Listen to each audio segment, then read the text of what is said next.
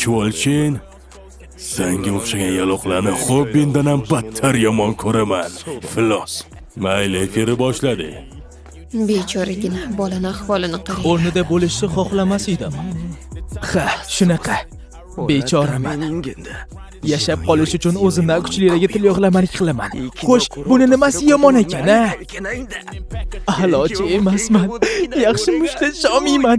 Shundan boshqa choram yo'q bo'lsa nima qilay? Yordam qiladigan yaqin do'stim ham yo'q. Butunlay yolg'iz odam bo'lsam. Ahmoqlar orasida yashash uncha qiyin-a. Hoy, omadsizlar, kutib qoldilaringmi? Navbatdagi jonli efirimga xush kelibsanlar. Har narsadan nolaveradigan ahmoqlarga e'tibor bermaymiz va doimgidek ulardan pul ishlashni davom ettiramiz.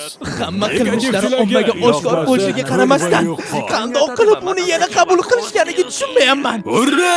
900 mingta bo'ldik. Rahmat